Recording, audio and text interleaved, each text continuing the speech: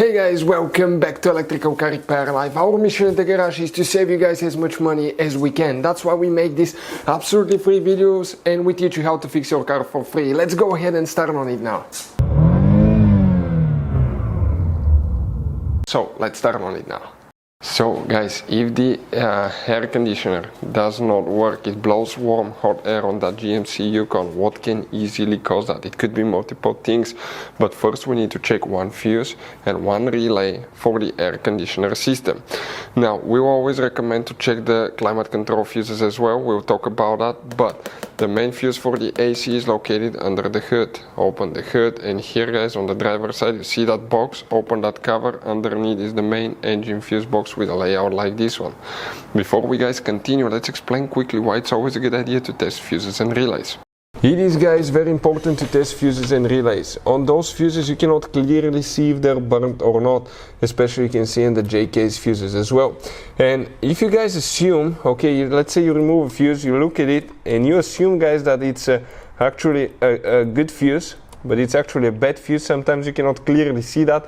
What can easily happen guys at that point, you can put the bad fuse in and you start replacing parts and tools that you don't need to, so you lose your time, you lose your money to fix a problem that doesn't exist, when all we had to do is test the fuse and replace it. We'll put a link to a special video that will teach you how to test fuses, how to check relays very easily as well guys. So check it out, it will be in the description of the video below.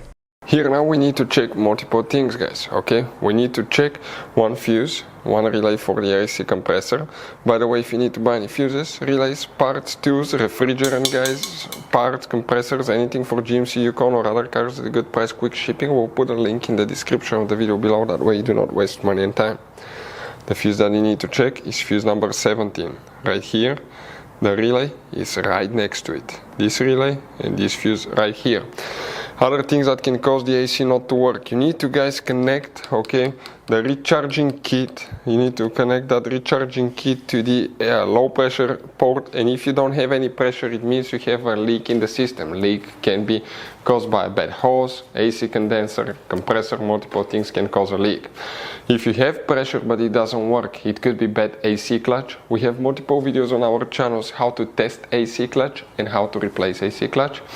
It could be bad AC compressor, it could be bad AC pressure switch. The AC pressure switch is the device on the high pressure AC line that detects if you have enough freon so the engine computer can safely activate the compressor. If you want to see how to test AC pressure switch, we have videos on our channels guys, check it out, it will teach you how to do that.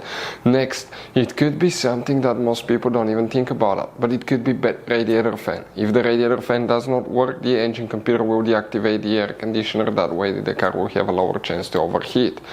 So bad radiator fan can be caused by fan not working, right? Okay, it could be bad radiator fan relay or bad radiator fan fuse. We have those videos on our channel if you need help with finding these fuses guys.